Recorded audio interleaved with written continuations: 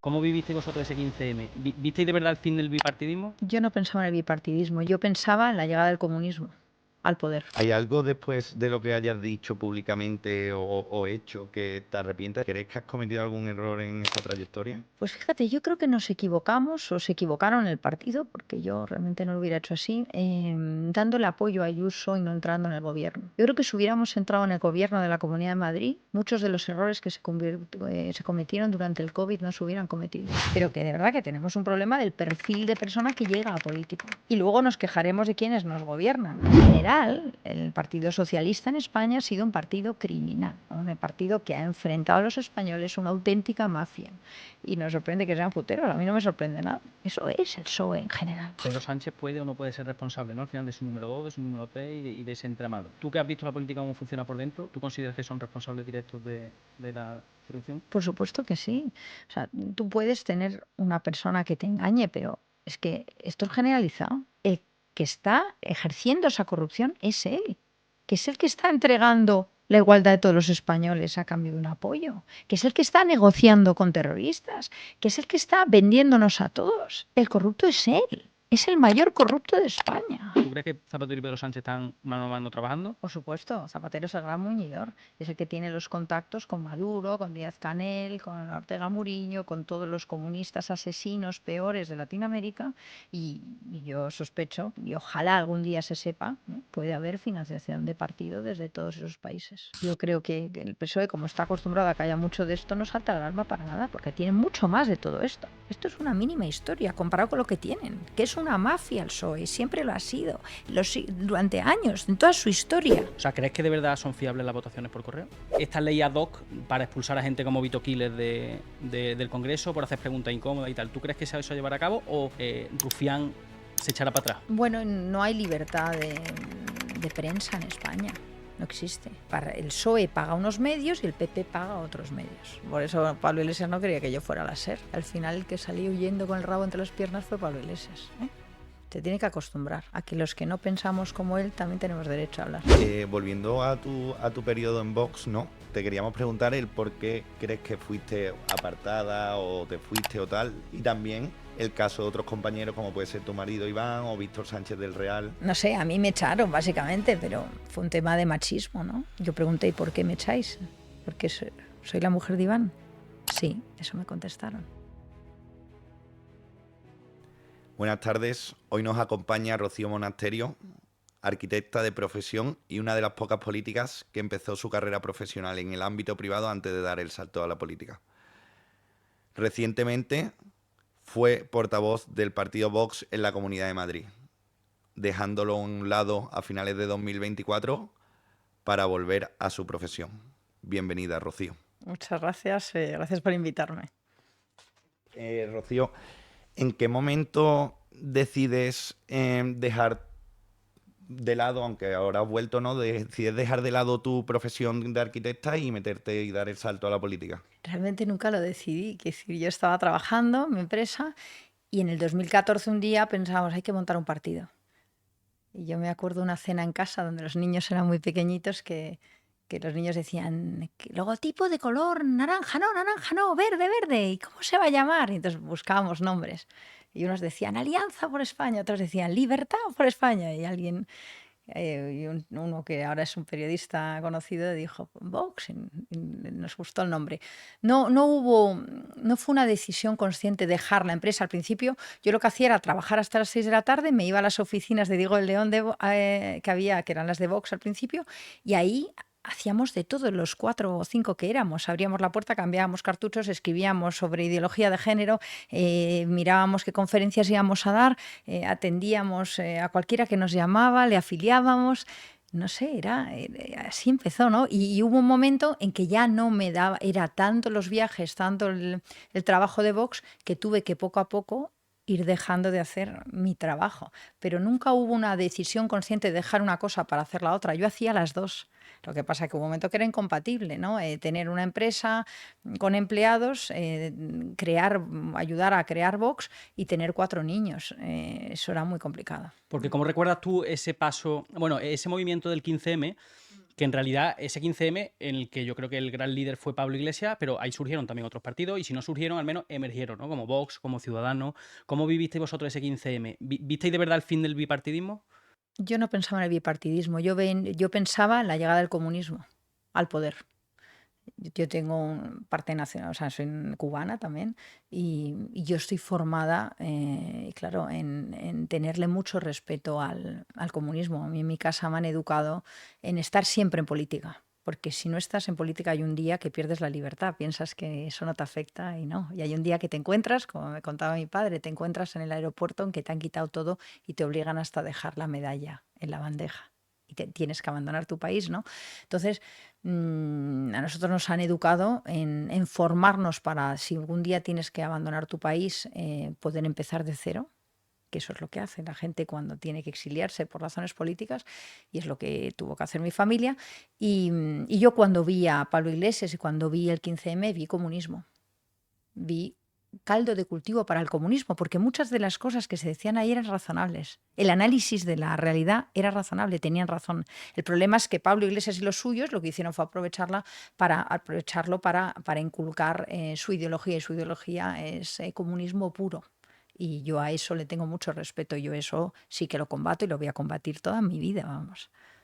Hace poco, en un club de lectura que tengo con unos amigos, nos leímos el libro de comunismo de Marx, el pequeño, el manifiesto, exacto, el manifiesto comunista. Y en ese libro de notas que tienen mucha razón en casi todo, pero que las soluciones, que es lo que yo creo que le pasaba a Pablo Iglesias y a Podemos, no, que las soluciones eran malas para todos también, ¿no? Claro, el análisis de la realidad del 15M en un porcentaje era acertado. El análisis de la realidad, el diagnóstico de la realidad. Lo que era errado totalmente eran las recetas para salir de todo eso. Y bueno, iba a preguntar que ¿cuándo viste tú el punto de inflexión en el que visteis, bueno, Vox va hacia adelante? Porque Vox sí llevaba unos años. Sí, Vox no, pues nosotros íbamos de una punta a otra punta de España dando conferencias, hablando, nadie sabía de qué hablábamos. Yo me acuerdo la primera vez en el 2015 que hablé de ideología de género, la gente me miraba como si estuviera loca. O sea, nadie entendía lo que era la ideología de género. Yo ya me lo había estudiado hace tiempo, ya me lo sabía, no sé qué, lo explicaba y nadie me entendía. Entonces, bueno, fueron unos años en que tratábamos de explicar cosas que luego se han visto que yo creo que muchas teníamos razón, ¿no? Pero esto no se trata de tener razón o no razón, se trata de que de verdad estés en el momento en que la gente entiende esas ideas y las quiere hacer propias, ¿no? Y yo en el momento en que vi que las querían hacer propias, y que es un momento que recuerdo con ilusión, es el primer Vista Alegre. Yo estaba nerviosísima porque pensaba que no íbamos a llenar esa plaza gigante. Y yo recuerdo estar con José Antonio Ortega Lara debajo de la grada, debajo de las gradas, esperando a que se llenara. Y yo tenía muchísimo miedo a que pensaba que nadie nos iba a venir a ver. Y de repente abrir la trampilla y empezar a ver que llega gente a llenar Vista Alegre. Y todo eso se llenó. Y ahí el primer sentimiento es de emoción, de agradecimiento a todas esas personas que vinieron y que por fin nos escuchan o por lo menos quieren entender lo que decimos. Y era agradecimiento y por otra parte era un sentimiento de grandísima responsabilidad. Porque cuando tú te subes a un escenario y cuentas ideas, es una grandísima responsabilidad, porque estás inculcando una serie de ideas que luego marcan objetivos, ¿no? Y los políticos en eso tenemos una responsabilidad altísima. ¿Hay algo después de lo que hayas dicho públicamente o hecho que te arrepientas? Es decir, ¿crees que has cometido algún error en esa trayectoria? Pues fíjate, yo creo que nos equivocamos o se equivocaron en el partido, porque yo realmente no lo hubiera hecho así, dando el apoyo a Ayuso y no entrando en el gobierno. Yo creo que si hubiéramos entrado en el gobierno de la Comunidad de Madrid, muchos de los errores que se cometieron durante el COVID no se hubieran cometido. Yo creo que nosotros teníamos un equipo con capacidad técnica, con capacidad de análisis serio, y que en una situación como el COVID y en una ciudad como Madrid, pues hacía falta mucha gente dándole a la cabeza para ver cómo salíamos, ¿no? Y yo creo que ahí yo lo pasé mal porque me daba cuenta que yo había detectado cosas mucho antes que otras personas y nadie nos escuchó. Y eso fue una pena. A mí hay una cosa, escuchándote, ¿no? que a mí me sorprende mucho de los partidos grandes, que los partidos pequeños al principio no lo tenéis, que Vox ya creo que sí lo tiene, ¿no? Y que creo que es malo para escuchar diferentes voces, ¿no? Que es el hecho de la disciplina de voto, ¿no? Es decir, tú ves cómo ahora está pasando, ¿no? Con ciertas leyes que pone el PSOE. Yo no me quiero, vamos, a lo mejor sí, ¿eh? Pero quiero pensar que no todos los de ahí piensan que la ley Bolaño es buena para el país, ¿no? Entonces, ¿qué poder tiene la disciplina de voto en un partido? O sea, yo creo que en un partido tiene que haber disciplina porque hay que ir a contar una idea con algunos matices según las personas que formen el partido, ¿no? Pero bueno, yo creo que hay temas muy importantes. En este caso, la ley Bolaños es un tema fundamental sobre el Estado de Derecho y la independencia del Estado de Derecho. Y yo lo que creo es que todos los que están en el PSOE ahí están asumiendo eso. O sea, que no se quejen, que no me digan que no están de acuerdo, que se piren del partido, que se vayan, porque es un tema crucial. En otras cosas que no son cruciales, que no son tan importantes, no pasa nada si una vez tienes que ceder un poco, pero en cosas tan importantes como es el concepto que tienes del Estado de Derecho, no puedes tragarte ese sapo. Entonces, ahora mismo, todos los que hay en el PSOE, el que no se queje, es que está de acuerdo en que se dinamite el Estado de Derecho. Claro, Claro. pero es que Bueno, es que no tienen donde caerse muertos, es lo que les eso es pasa. lo que, A ver, a eso era pero lo que ese yo gran iba. problema que tenemos es el siguiente, vamos, yo lo he visto, el tipo que estaba en política, ahí no ha cotizado nadie, no ha trabajado nadie. La mayoría de los gobernantes que tenemos en las comunidades, en las comunidades autónomas, no han trabajado ninguno, les han inventado unas prácticas para que parezca que han trabajado. Es una vergüenza. La mayoría los metes en una empresa y no saben hacer nada. Pero es que hay algunos que no saben ni mandar un mail. Jamás les contrataría. O sea, de verdad, antes de ayer, bueno, por un tema fiscal, estaba viendo mi Bilem. Yo llevo trabajando desde los 19 años y cotizando sin parar. Nunca he dejado de cotizar, desde los 19 años. Hice la carrera trabajando por las mañanas, por la tarde, estudiando. Monté mi empresa, todo. Bueno, pues eso lo habré hecho mejor o peor, pero la realidad es que te aporta cierto conocimiento del mundo real. Los políticos de hoy se dedican a trepar dentro del partido, a colocar cartelitos y no tienen ni idea de lo que es ni pagar impuestos, ni liquidar un IVA, ni pagar nóminas, ni cómo se gana un cliente, ni cómo se le factura, ni cómo consigues que te paga, ni cómo te buscas el curro. No tienen ni idea. Son una élite completamente alejada de la realidad. Y mira, yo llegaba a algunas reuniones, me acuerdo de una reunión que llegué cuando estaba en la asamblea, que era el día 20, ¿no? Y el trimestre, y yo decía, qué horror, es día 20, pobre gente, qué horror. Nadie sabía lo que era el día 20, ni qué impuesto, ni qué nada. Es que no les sonaba. Y me miraban como diciendo, ¿de qué habla esta tipa? ¿Sabes? Entonces te das cuenta que son extraterrestres. Y que, por desgracia, sobreviven los extraterrestres. El que no puede irse a otro sitio porque jamás nadie le contrataría. Claro, y entonces, ¿qué pasa? Que la disciplina del partido funciona, porque en general esos del PSOE jamás se van a ir, porque viven de ese sueldo y fuera nadie les quiere para nada, la mayoría de ellos. Estoy generalizando, hay honrosas excepciones, pero eso es así. Eso es así y es la realidad que tenemos. Precisamente justo en la ley de amnistía, yo creo que hubo un montón de gente también, en la derecha, hubo gente que pensaba diciendo, bueno, llegará el punto en el que 5 diputados se echarán atrás, ¿sabes? Y dirán, 5, coño, si es que de 170 y algo, 5 dirán no, porque además lo defendieron, ya no te digo ni un año antes, ya te digo Pero semanas vamos, antes, que ¿sabes? pasa en todos los partidos. Quiero decir, al final les da el tembleque y nadie se atreve a decir ni mu, ¿sabes? Entonces lo que pasa. Pero que de verdad que tenemos un problema del perfil de persona que llega a político. Y luego nos quejaremos de quienes nos gobiernan. Claro, los que nos gobiernan, pues llegan gente que no tiene conocimiento de la realidad, no ha vivido, no tienen calle, no han trabajado, no. Es que eso es terrible. Entonces se crea una distancia brutal entre la élite política y el resto de los españoles, que lo estamos viendo hoy, ¿no? Es que al final yo veo que la gente que salís de política es más fácil que salga alguien porque, bueno, dice, a ti te llega un momento y dice, bueno, pues me voy porque puedo seguir haciendo algo. Entonces, todos los que se marchan, veo el caso de Ciudadanos, Marcos de Quinto se fue, ¿por qué? Porque sabía lo que era trabajar, ¿no? Iván, tu marido también, ¿por qué? Porque sabe buscarse las habichuelas, trabajar, tal. El problema es que todo el que se queda es porque no sabe hacer otra cosa. Bueno, en general yo creo que el que ha venido de fuera, en general le acaban echando porque es una amenaza.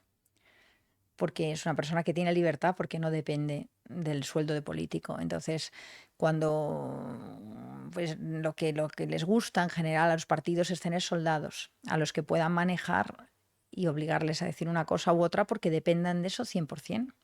Eso es lo que quieren tener. Entonces, es lo triste de la política española, ¿no? Que deberíamos tener gente que no depende de la política o que tiene libertad de discurso y que de verdad está ahí diciendo lo que cree, ¿no? Oye, Rocío, y volviendo a los inicios, o más bien al desarrollo del partido de Vox, ¿crees tú que ha tenido mucho cambio desde ese 2014 o qué ves tú de diferencia del partido con respecto a hoy? Hombre, todos los partidos cambian. Vox es como un hijo mío, con lo cual Vox se hizo con muchísima ilusión. Yo lo que veo en general en todo lo que no es izquierda hoy en España es que no hay ilusión por un proyecto. Hay ganas de sacar a Sánchez. A veces odio a Sánchez, pero yo no veo ilusión por un proyecto político. Y me gustaría que recuperara lo que no es izquierda, todo lo que no es izquierda, una ilusión. Yo quiero que los españoles que no son de izquierdas vayan a votar a las urnas con una ilusión, con un proyecto de España, con un líder, Y ahora mismo no hay ilusión. No hay ilusión, esa es la verdad. ¿Y no crees que juega un papel importante en eso el que el partido, en teoría, más grande de la derecha, que es el Partido Popular, la gente cada vez ve más un comportamiento similar a lo que es el Partido Socialista? No en ideología, pero sino al final yo veo y digo, es que a lo que está pasando ahora con el caso Coldo y demás, es que cuando gobierne el PP va a pasar ello. Porque anteriormente también la ha pasado. Entonces yo creo que hay una desilusión generalizada. Bueno, yo creo que lo del PSOE ya es el extremo porque el PSOE es un partido criminal, bajo menos honrosas excepciones que tenemos por ahí, Felipe González y alguno más. En general, el Partido Socialista en España ha sido un partido criminal. Un partido que ha enfrentado a los españoles una auténtica mafia. Y nos sorprende que sean puteros, a mí no me sorprende nada. Quiero decir, o sea, eso es el PSOE en general. Luego hay excepciones, yo las he conocido, con los que me llevo muy bien y me puedo ir a cenar, y fenomenal. Pero son unos pobres infelices que ahora se van dando cuenta de dónde están, y que lo que tienen que hacer es irse. Entonces, bueno, el Partido Socialista es un partido criminal, el Partido Popular no es un partido criminal, es un partido que no tiene estrategia política, simplemente. No sabe dónde está, yo creo, tiene que definirse. Y yo lo que creo es que todo lo que no es izquierda lo que tiene que hacer es hacer un proyecto ilusionante para que los que no somos de izquierda vayamos a votar a las urnas con verdadera ilusión, no con ganas de sacar a alguien, sino con ganas de construir algo, de mejorar España, de hacer mejores a los españoles, de tener un proyecto para los próximos 10, 12, 15 años que nos ponga en el top de los países del mundo. Y sobre todo, mira, a mí lo que me preocupa, lo que está pasando es que en las ideas de izquierda, la llegada de Sánchez, sobre todo la llegada de Zapatero, lo que nos ha hecho a los españoles es peores, más egoístas, menos solidarios, menos defensores de la familia, con menos natalidad, enfrentados mujeres contra hombres, hijos contra padres, más desconfiados, con más agresividad, y eso con menos valores. Y a mí me preocupan los valores, me preocupa que seamos mejores personas. Y las mejores personas no es solo valores, es también capacidad de esfuerzo, capacidad de disciplina, capacidad de sacrificio, amor a tu patria, ganas de trabajar, productividad, capacidad de producir, capacidad de defender tu familia, ámbitos de independencia del Estado, que eso es la familia también. Yo quiero que los españoles seamos más fuertes como personas.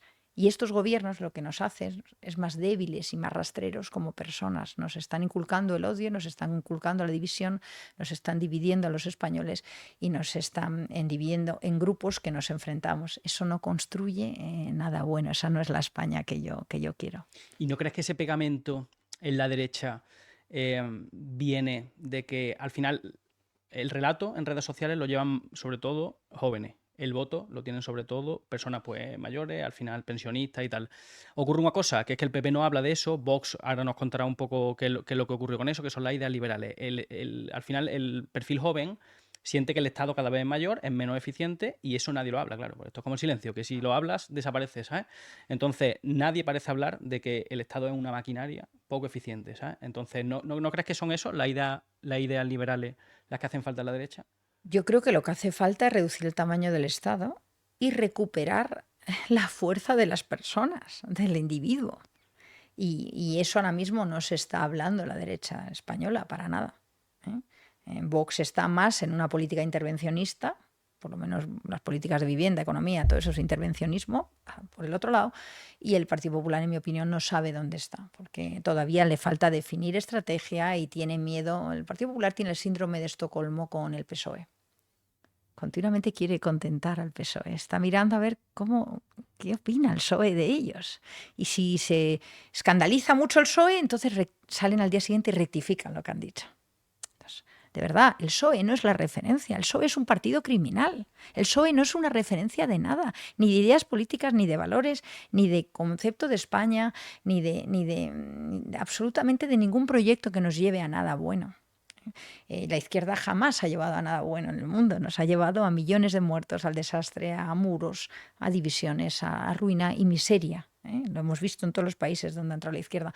Entonces, bueno, pues lo que no es izquierda, lo que tiene que hacer es rearmarse ideológicamente, dar la batalla cultural, tener un proyecto para España y tener un proyecto que no solo sea económico, aunque la parte de la economía es buenísima, importantísima, sino también que fortalezca al individuo, y al individuo en su independencia del Estado, al individuo en su capacidad de progresar, al individuo en su capacidad de generar un proyecto como persona.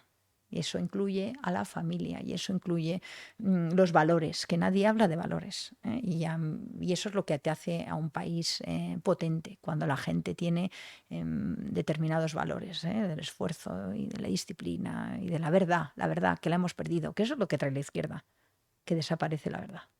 Totalmente de acuerdo. Rocío, volviendo a tu periodo en Vox, ¿no?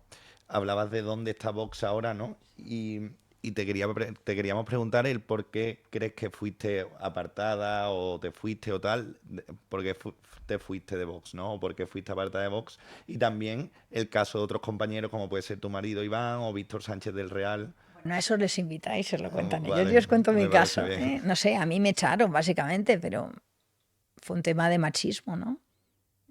Yo pregunté, ¿y por qué me echáis? ¿Porque soy la mujer de Iván? Sí.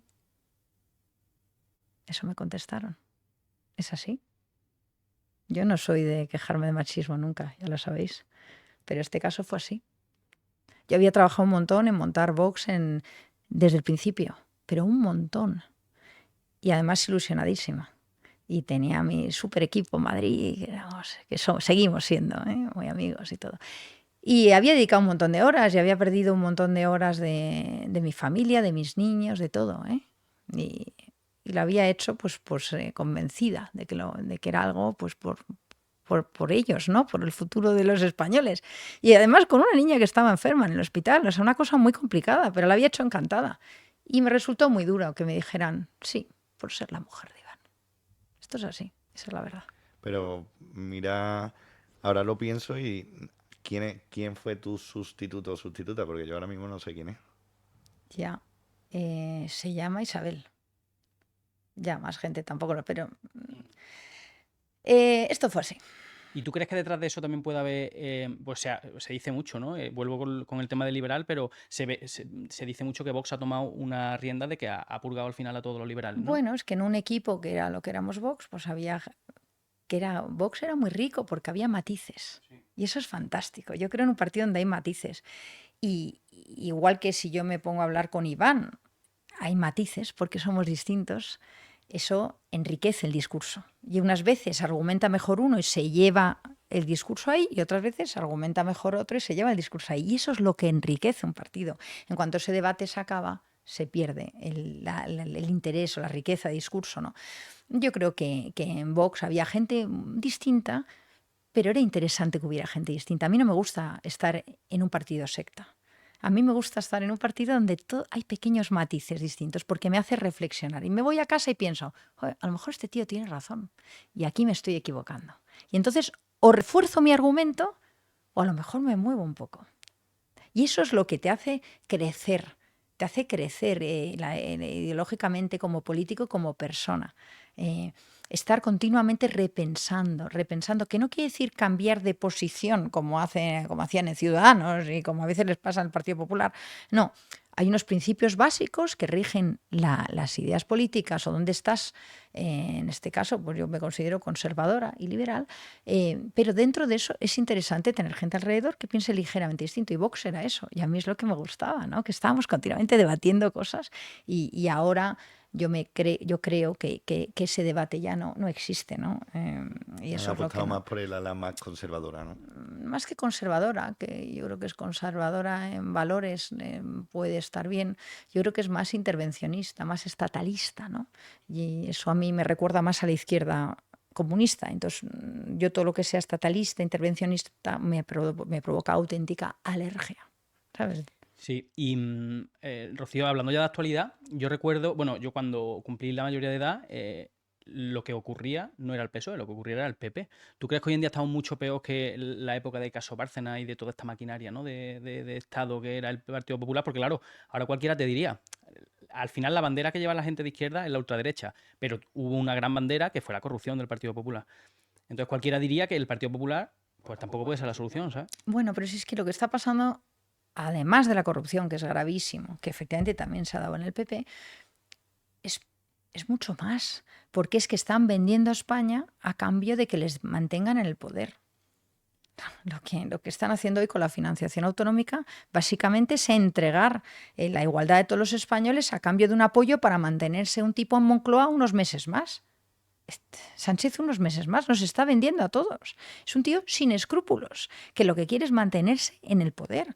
Entonces, es la grandísima corrupción para mí, no es solo la del partido que roba, no, es la corrupción moral que está llevando a unos extremos brutales. Y ahí no me estoy refiriendo a los puticlubs con los que ya cuento en el PSOE, que yo creo que ya es tradición, no.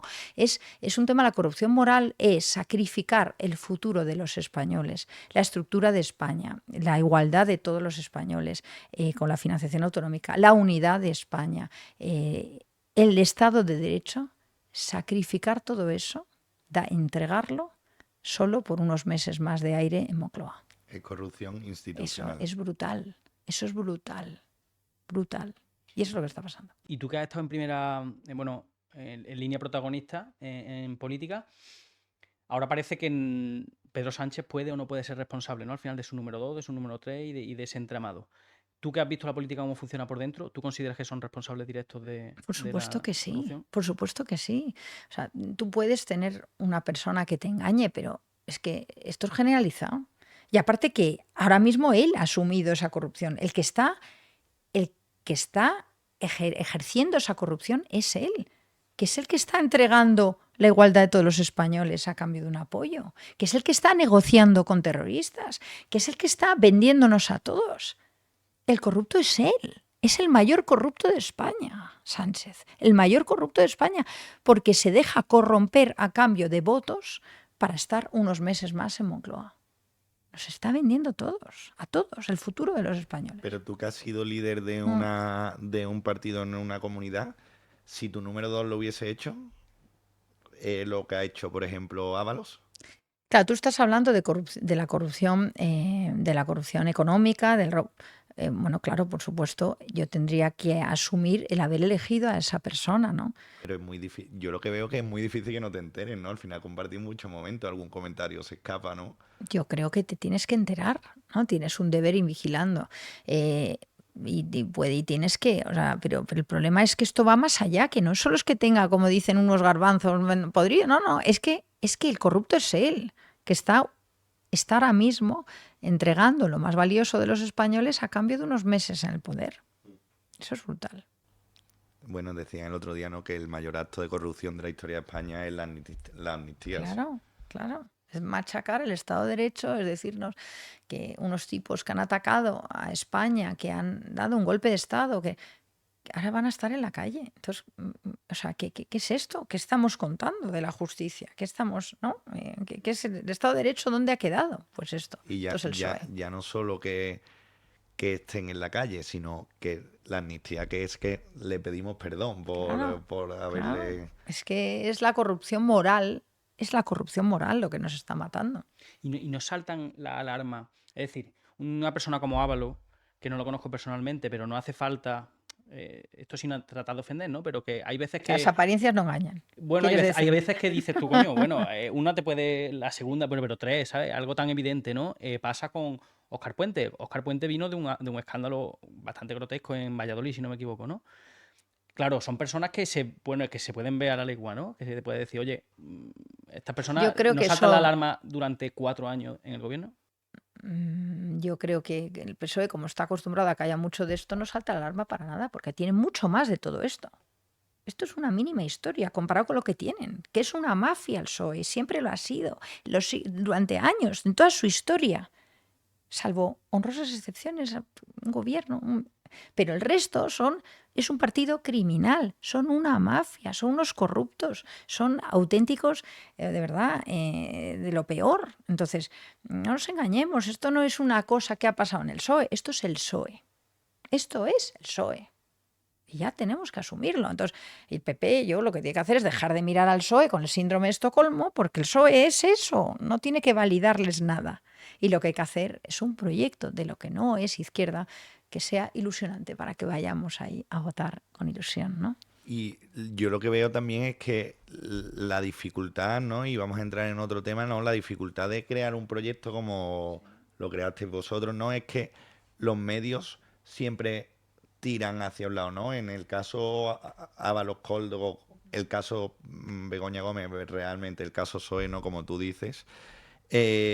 A Ketty Garat, ¿no? La periodista de The Objectives, la han tildado de ojete, la han hecho bullying, ¿no? A Vito Quiles ahora que te gustará más o menos sus formas, ¿no? Pero a Vito Quiles lo sacan del Congreso, ¿no? Y lo justifican los propios compañeros. Es decir, yo lo que veo es que también es muy difícil sacar un proyecto porque a la mínima te lo van a tirar. Bueno, no hay libertad de prensa en España, no existe.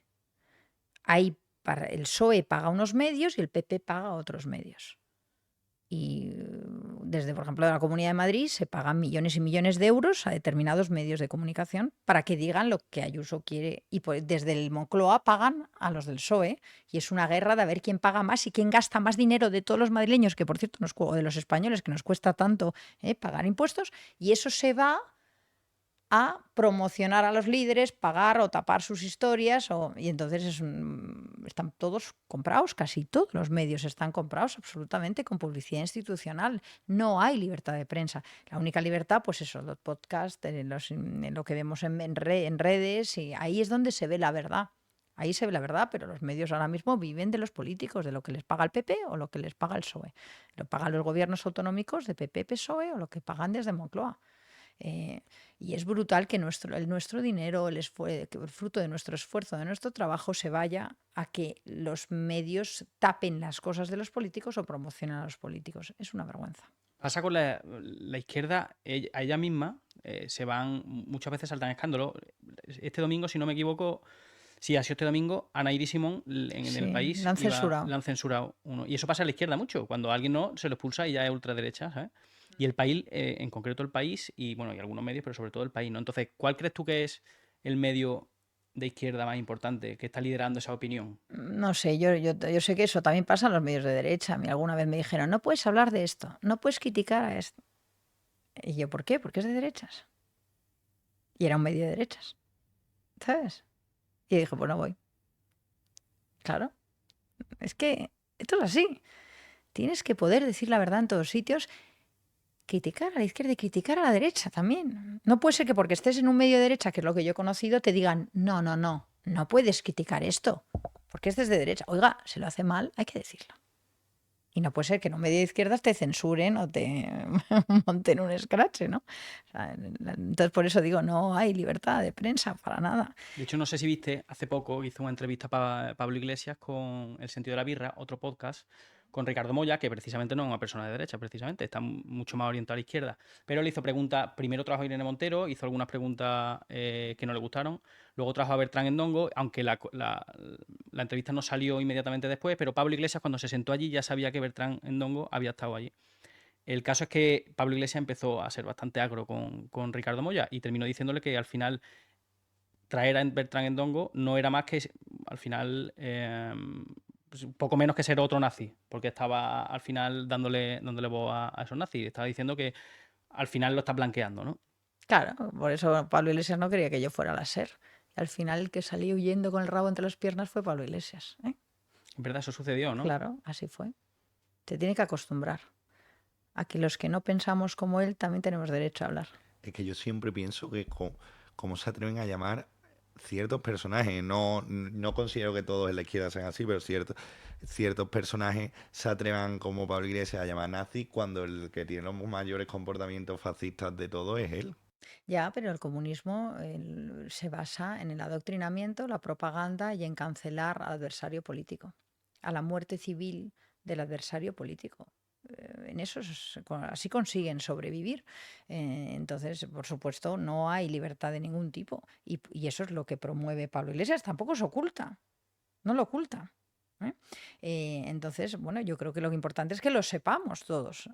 Yo me acuerdo cuando llegué a la universidad en España, en la universidad pública, en la Politécnica, donde estudié, me veía todo el mundo con la camiseta del Che Guevara.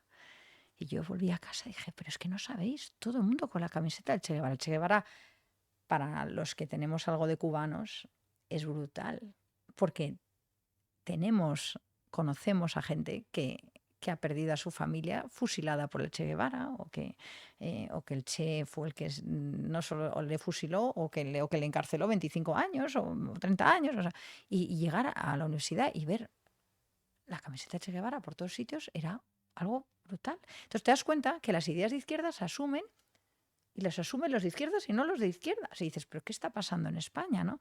Entonces, ¿por qué? Pues porque la izquierda sí tiene clara qué batalla cultural tiene que hacer, y en cambio los que no somos izquierda, la mayoría no se dedican a la batalla cultural.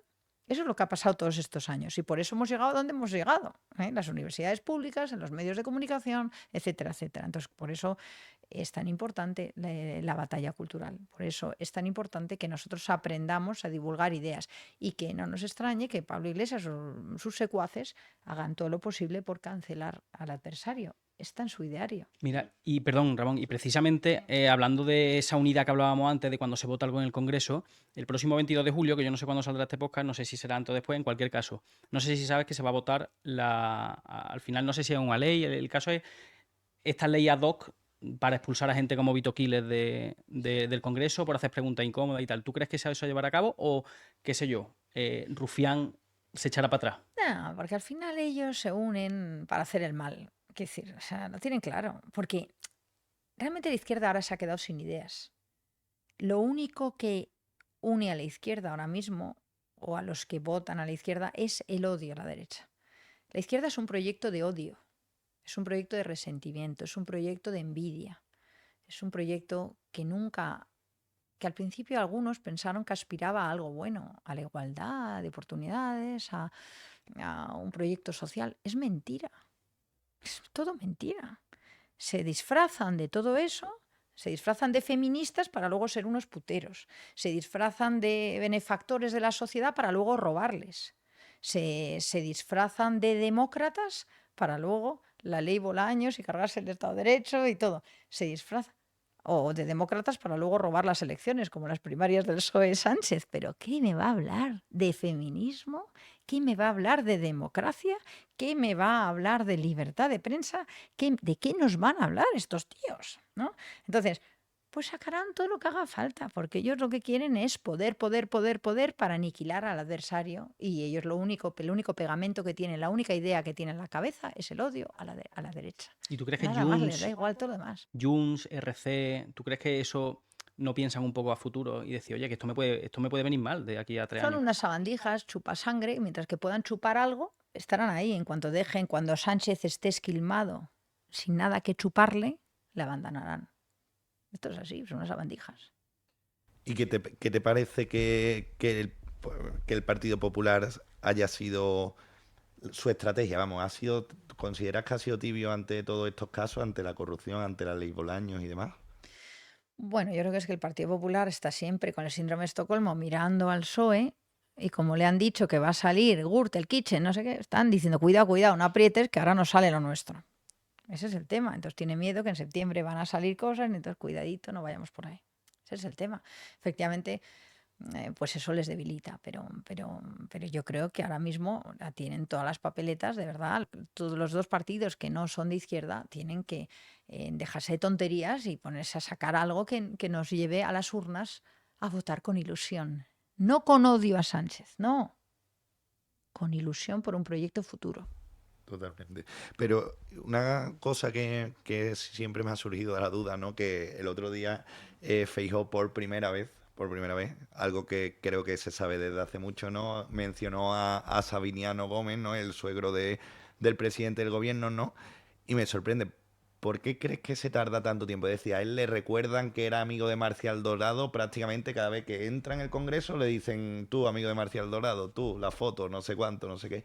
¿Y por qué el PP se queda callado? Es decir, ¿por qué sabiendo a lo que se dedica? Yo no sé qué les hace actuar así, no sé lo que hay en sus cabezas ahora mismo, pero yo lo que sí sé es que están empezando a darse cuenta de lo que era el PSOE. Que siempre ha sido así, pero parece que lo acaban de descubrir, ¿no? Entonces yo creo que cuando nosotros decíamos el PSOE es un partido criminal, nos miraban como diciendo, qué bestia es lo que han dicho. Y ahora empiezan a entender que tenemos razón. La corrupción es endémica en el PSOE. Que no, hombre, es que creo que es así, ¿sabes? Es una mafia. Pues hoy dicen que es una mafia. Entonces, de verdad, la historia de España, mira, estudiándosela un poco uno se da cuenta de las barbaridades que han hecho desde el Partido Socialista, cómo nos llevaron a la mayor guerra que hemos tenido los españoles, al mayor enfrentamiento, y cómo Zapatero abre toda esa brecha, vuelve a abrir de lo que ya no hablaban nuestros abuelos, lo vuelve a abrir para enfrentarnos a los españoles y que no estemos pendientes de otras cosas, ¿no? Y eso lo han conseguido dividirnos, han conseguido generar odio, han conseguido dividirnos en hombres y mujeres, han conseguido que los hijos se enfrenten a los padres, han conseguido destrozar familias, han conseguido que la natalidad baje hasta no puede bajar ya más porque las mujeres tampoco se animen a tener hijos porque les han metido en la cabeza ideas culturalmente, yo creo, erróneas, el feminismo radical. Han conseguido todo lo peor. Lo peor. Y han conseguido que a base de paguitas, subvenciones, etcétera, muchísima gente ya ni siquiera quiera trabajar, quiera esforzarse, quiera. Eso es así. Entonces, las ideas de izquierda nos han hecho a los españoles peores. Y esto lo comenzó Zapatero, que fue el gran desastre, la llegada de Zapatero. Y luego el segundo desastre fue que cuando gobernó el PP no eliminó absolutamente nada de lo que había hecho Zapatero. Con lo cual, estamos en continuidad de ideas de izquierdas desde la llegada de Zapatero. Y estamos en el punto en que la carcoma ya se está destrozando toda la madera que teníamos y lo que estamos viendo es la carcoma ahora y nos queda más por ver, mucho más. Y bueno, pues lo que hay que hacer es intentar salir de todo esto, de este fango y conseguir tener un proyecto que nos ilusione, ¿no? Que podamos salir adelante. ¿Tú crees que Zapatero está jugando ahora mismo sus cartas con Pedro Sánchez? ¿Tú crees que Zapatero y Pedro Sánchez están mano a mano trabajando? Por supuesto, Zapatero es el gran muñidor y es el que tiene los contactos con Maduro, con Díaz-Canel, con Ortega Murillo, con todos los comunistas asesinos peores de Latinoamérica y yo sospecho, y ojalá algún día se sepa, que puede haber financiación de partido desde todos esos países. Y esos países ya sabemos de lo que se financian, ¿eh? Entonces, yo sospecho que ahí hay más de lo que ahora estamos viendo. En las grabaciones, ¿no? De Coldo se intuye un poquito, ¿no? No vamos a decir que se intuye porque no se intuye, pero un poquito, ¿no? A José Bono lo nombran alguna vez, a Pepiño Blanco, ¿no? Muchos viajes a Dominicana, ¿no? O sea, vamos a ver. Entonces, y luego, pues eso, hay un sistema, yo creo, desde allí también, porque esos países, el comunismo, el Grupo de Puebla, todos, España es una pieza a hacerse con ella. Y por eso los argumentarios, todos son comunes, tienen una estrategia común ideológica y una financiación común. Y van a por España, claro que van a por España. Y yo creo que aquí los españoles no se están enterando. Claro, los que somos medio cubanos eso lo tenemos bastante claro. Es como cuando a los venezolanos les decíamos, yo me acuerdo en Miami, yo le decía a los venezolanos, oye, chico, cuidado, que han entrado 4.000 cubanos que se van a hacer con el gobierno. Y los venezolanos, me acuerdo que me decían, monasterio, no te preocupes, pero sí. Venezuela es un país rico, tenemos petróleo, tenemos materia prima, tenemos empresarios, Caracas es un lugar lleno de vida y de riqueza y de ocio Es verdad, tú ibas a Caracas y era brutal, ¿no? ¿Qué pasó? que llegó la noche. Claro que llegó la noche. Llegaron estos tíos, Maduro, y ahí siguen. Ya los cubanos, que 60 y pico años de noche, pero los venezolanos ya, los pobres no ven que van a salir de esto. ¿Cómo van a salir? Entonces, mucho cuidado. La izquierda internacional tiene un plan también para España. No nos creamos que esto... Y Zapatero es el gran muñidor, el gran introductor de esa izquierda internacional para los planes a través de Sánchez. Entonces, esto es una estrategia mucho más amplia, de todo, de ideología, de financiación, de todo. Me interesa saber tu opinión, Rocío. ¿Se ha conseguido generar un atisbo de duda en cuanto a las votaciones por correo? ¿Tú crees que existe de verdad esa duda fundada y que en realidad deberíamos de acudir todos a votar en mano? O sea, ¿crees que de verdad son fiables las votaciones por correo? Yo creo que en general son fiables. Yo creo que en general son fiables. Lo que no es fiable es el Congreso del PSOE. Eso no fue fiable. Pero yo creo que lo que tenemos que estar es motivados y asistir y ir todos a votar. Es lo que hay que hacer y no creer que vamos a ganar. ¿Qué pasó? ¿Qué pasó en las anteriores elecciones? ¿Qué pasó? ¿Qué nos pasó?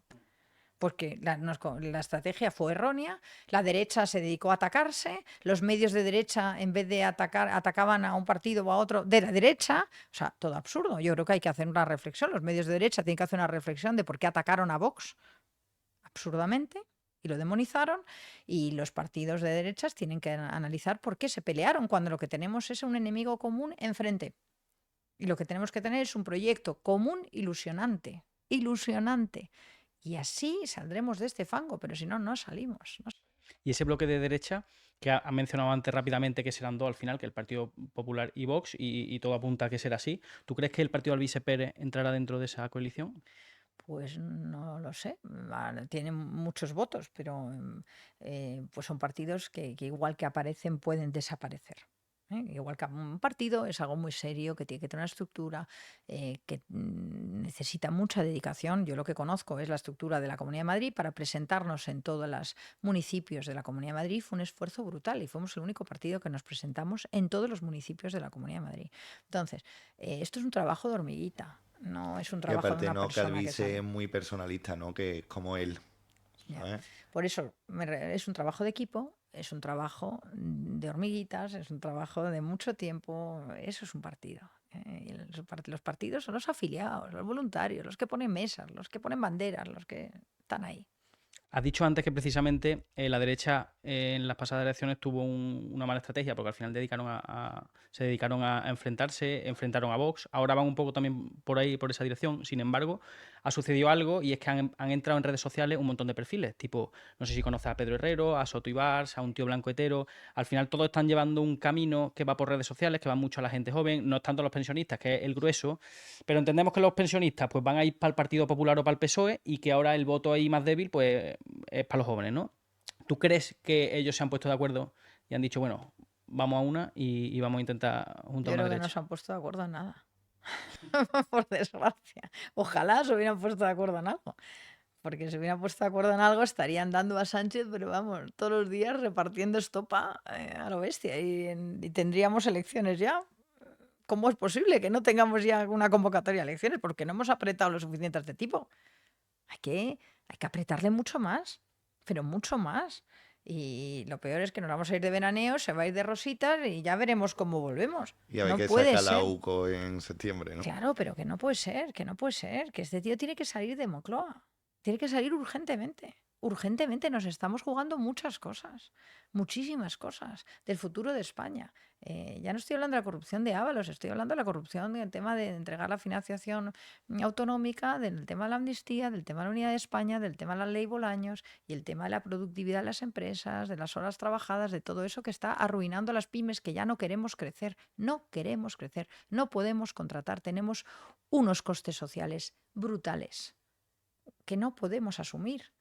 Si las pymes españolas, que suponen el 99% del tejido empresarial español, no queremos crecer, tenemos un problema muy serio en España. Tenemos un problema muy serio. Y aquí lo que hay que hacer es conseguir dar trabajo, conseguir dar empleo, conseguir que las empresas crezcan, conseguir que la gente prospere, conseguir que los jóvenes se puedan comprar una vivienda.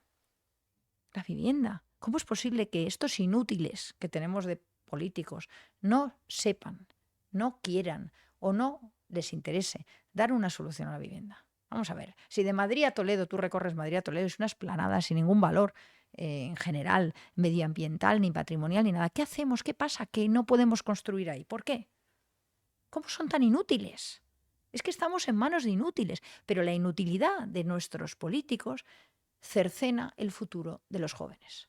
¿Por qué? Porque no hay vivienda, muchos jóvenes no tienen familia, no se casan, no prosperan, ¿no? ¿Pero no crees que Es lo que una está pasando. persona pobre y sin familia es más fácil de controlar que... Sí, claro que sí, eso les interesa. Y les interesa que estemos todos alquilando un cuarto y que tengamos una balda en la nevera y nada más, ¿sabes? Pero de verdad que la vivienda tampoco la derecha ha sabido dar una respuesta. Coño, pero hay una medida que es muy fácil, que es eliminar el IVA. Yo ahora mismo no me compro una casa Claro. solamente por el IVA o por el ITP. Bueno, o el IVA o los costes de la comunidad de turno. La Comunidad de Madrid te mete un 25% de impuestos. 20 y pico por ciento de impuestos. Pero ¿por qué no liberalizas el suelo? Porque el suelo depende de una licencia que poner en carga el suelo para construir tardas 10 años. Eso es que la señora Ayuso diga, se eliminan todos los requisitos. ¡Pum! ¿Por qué no lo hace? ¿Por qué no lo hace? Si en Madrid tenemos esplanadas para construir. Y además con la prefabricación, cuando podríamos construir millones de viviendas. ¿Por qué no se hace? Porque es una herramienta de poder. Los municipios, con las licencias, controlan y de alguna manera chantajean también y se financian para campañas electorales. Yo eso lo aprendí trabajando. Cuando tenía 19, 20 años estaba trabajando, me pusieron a hacer un plan parcial del sur de Madrid y me acuerdo que pasaban por ahí los alcaldes y pretendían que yo les coloreara las parcelas de determinado color. Y yo decía, no, esto es verde y esto es residencial. Y me decían, no, cámbianoslo, que esto es la parcela del colchonero que nos ha pagado la campaña. Ah, que tú le has prometido a un tío que le ibas a dar una edificabilidad. Y le ibas a hacer el cambio de uso de esa parcela. Y ahora quieres que yo lo dibuje así para dárselo. Claro, es que los políticos usan el urbanismo para financiarse las campañas, para extorsionar, para tener control político. Por eso no lo sueltan, ni unos ni otros. Pero es que están arruinando el futuro de una generación, no, de varias generaciones de españoles. Y eso es gravísimo, gravísimo. Entonces, nos tenemos que poner las pilas, tenemos que poner a gente que sepa hacer esto, que tampoco está complicado, ¿eh? Ponernos a construir vivienda y ya está, dejemos a la gente vivir, tener un proyecto. En Madrid ciudad es imposible, Claro, imposible es que un imposible. joven se compre un piso. Es imposible, totalmente imposible. Entonces renuncia a la vivienda, entonces se dedica el dinero a otras cosas, al ocio ya. Dice, la gastronomía va a formar. Claro, claro, es que no lo gastamos Claro, en o salgo cenas, a porque cenar como ya no lo gastamos en vivienda, pues claro, efectivamente. Pero eso es un drama, porque eso es hipotecar el futuro de muchísimos españoles. Y hipotecar, para mí, pues lo más importante, ¿no? La creación de familias, la natalidad. Y la natalidad es lo que sostiene un país. Y si no hay natalidad, los españoles nos extinguimos. Y eso es lo que está pasando. ¿Y cuál entonces es la medida que se debe exigir? ¿Qué es lo que debemos de exigir nosotros? Liberalizar el suelo. Liberalizar el suelo, que quiere decir que no dependas de, o sea, que todo el suelo que no sea medioambientalmente protegido o patrimonialmente protegido esté automáticamente en posición de ser construido, edificado y, por supuesto, bajar impuestos. ¿Y qué opinas también, hablando de esto de la vivienda, qué opinión te merece que barrios como el barrio Salamanca se llene de extranjeros, ¿no? Porque al final lo que está pasando, lo que yo veo, o por lo menos en mi zona de influencia, no es que los jóvenes españoles no pueden conseguir dinero para comprarse la vivienda y viene gente de fuera que sí puede conseguir el dinero, probablemente más fácil, Claro, y se la compra. pero yo lo que creo que vengan extranjeros inversores es buenísima noticia para España y para Madrid, porque es dinero que entra, es dinero que se gasta. Pero el problema es cuando tú expulsas a los españoles. ¿Qué es lo que está pasando en Madrid? Estás expulsando a los españoles, favoreciendo a los extranjeros. ¿Por qué digo favoreciendo? Por la Comunidad de Madrid, yo me acuerdo, la ley Mbappé, que es de la señora Ayuso, favorece con un 20% de deducción en el IRPF por compras de inmuebles. Entonces, ¿qué estamos haciendo? O sea, estás premiando al que viene de fuera. Hombre, no, lo que tienes que hacer es al que viene de fuera decir, venga, venga, pero al español favorecerle para que pueda competir. Quitarle impuestos. Quitarle impuestos. Entonces, con eso ya consigues equilibrar las cosas. Y sobre todo, el gran problema de la vivienda, de verdad, es de escasez. Es de escasez. Si no hay viviendas, pues claro, efectivamente el precio sube hasta el infinito. Tenemos un embudo en la oferta. Entonces, lo que hay que hacer es liberalizar el suelo. Tú, si tienes mucha vivienda, los precios, el mercado automáticamente se estabiliza. Pero esto es lo que no saben hacer. Y esto está pues siendo un coste altísimo para los jóvenes. Y hablando también, que has comentado también, ¿no? Que la poca natalidad que tiene España, ¿no? Al final, creo que está en 1,3, ¿no? Em, se está sustituyendo, ¿no? Al final, claro, cada vez hay menos españoles para trabajar, ¿no? Y vienen de fuera, ¿no? Justo te queríamos preguntar porque este fin de semana ha pasado lo de Torre Pacheco en Murcia, ¿no? ¿Qué opinas de esta? Bueno, hay gente que lo llama sustitución étnica. Sí, vamos a ver. La sustitución étnica es porque nosotros no queremos tener niños. ¿Por qué no queremos tener niños? Una parte, las políticas culturalmente del feminismo, que a las mujeres les han destrozado la cabeza. En general, les han destrozado la cabeza, porque van a tener un niño, están pensando cómo se les va a quedar el cuerpo, cómo no sé qué, si va a depender del hombre. Oiga, oiga, que estamos en una cosa mucho más importante, ¿no? Las políticas de la izquierda han destrozado la mentalidad de las mujeres y esa generosidad que teníamos las mujeres en general de crear una familia, las mujeres y los hombres, porque es un proyecto común de ambos, ¿no? Hay un problema cultural. Luego, el problema de la vivienda efectivamente afecta. Y los sueldos bajos. Los sueldos bajos. Son bajos los sueldos en España. No te da para ahorrar para comprarte una vivienda. La vivienda es cara, pero los sueldos son bajos.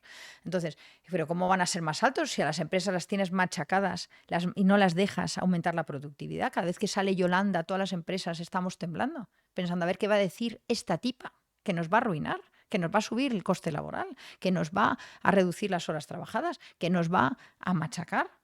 Entonces, cada vez que sale Yolanda sube el pan, porque todas las empresas están aterradas, diciendo, ya no crezco.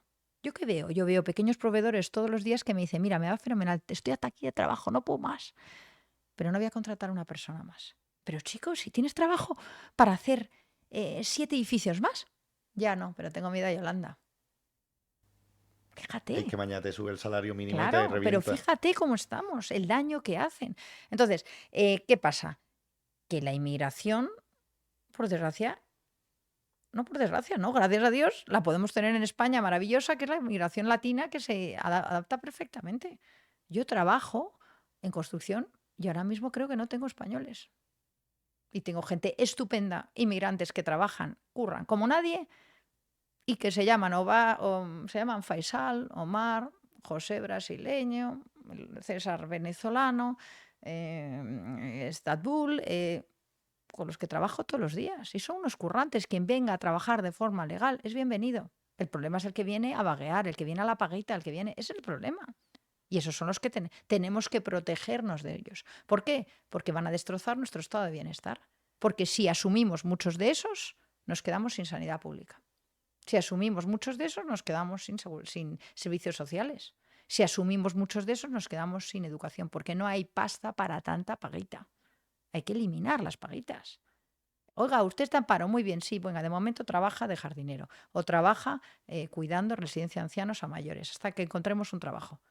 Pero de momento usted trabaja, por 2 razones, por la dignidad de la persona que la da el trabajo y la segunda, porque aquí, ¿qué es esto de recibir una paga del Estado mientras que rechazas trabajos o vas a hacer las entrevistas, como veo yo, para que te sellen el papel?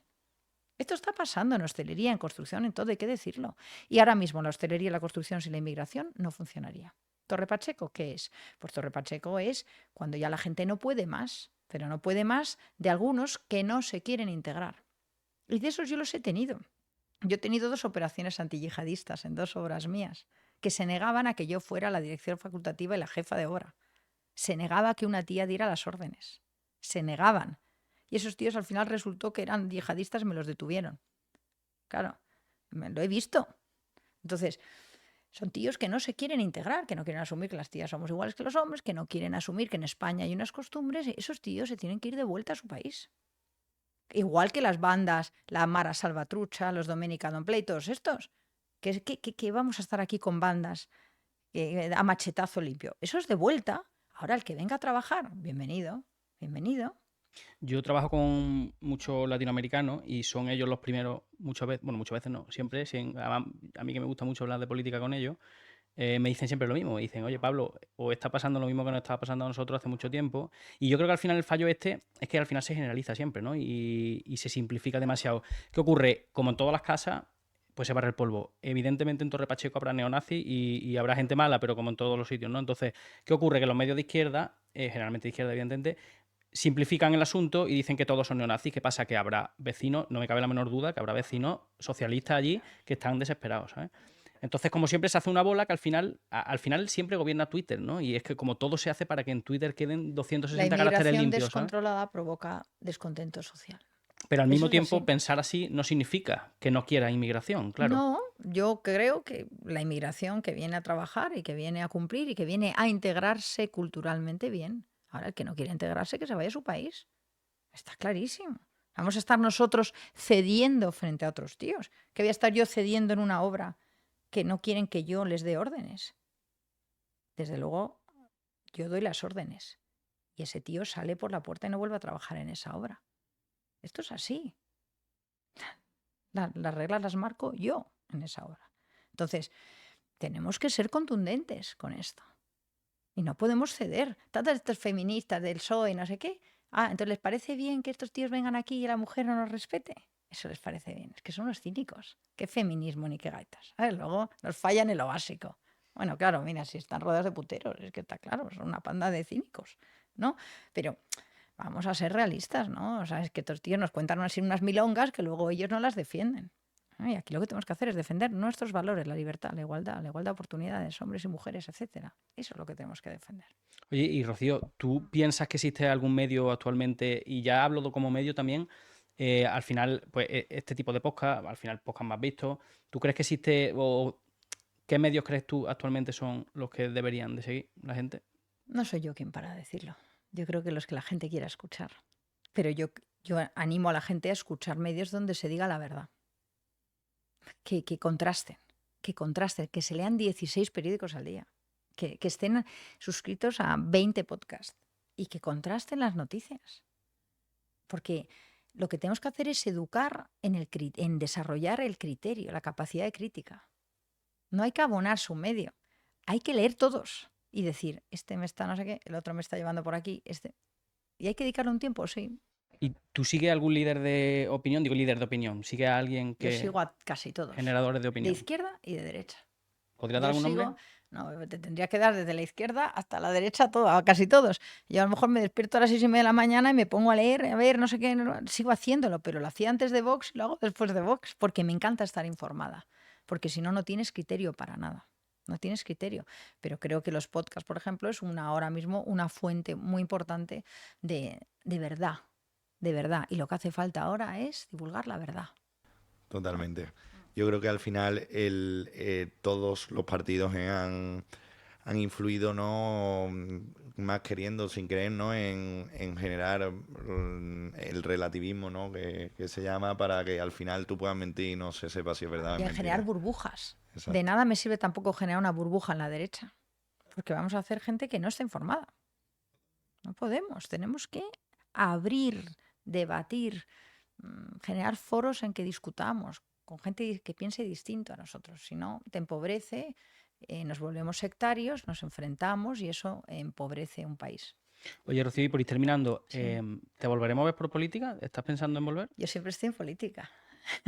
Los que tenemos algo de cubanos siempre hemos estado en política desde que éramos pequeñísimos, porque no podemos no estar en política. Yo creo que todos tenemos que estar en política. ¿Hay algún proyecto que te ilusione? No, otra cosa es estar en la esfera pública, eso es otra cosa. Pero yo en política voy a estar siempre, porque siempre voy a estar dándole al coco, cómo se pueden mejorar las cosas, intentando hacer papeles, intentando ayudar, siempre. Porque me preocupa España, me preocupa mi país y me preocupa el futuro de mis hijos. Quiero que tengan como mínimo las oportunidades que tuve yo. Como mínimo, pero ahora mismo ese discurso se ha roto. No le puedes decir a tus hijos porque no se está cumpliendo. No se está cumpliendo. Entonces, eso es lo que tenemos que cambiar. Y yo espero que en un futuro haya un proyecto que me ilusione para poder ir a una urna con una sonrisa, decir, vamos a hacer una maravilla con España. Y yo creo que eso pasará. Pues muchas gracias, Rocío, por venir esta tarde a charlar con nosotros. Muchas gracias a vosotros por invitarme.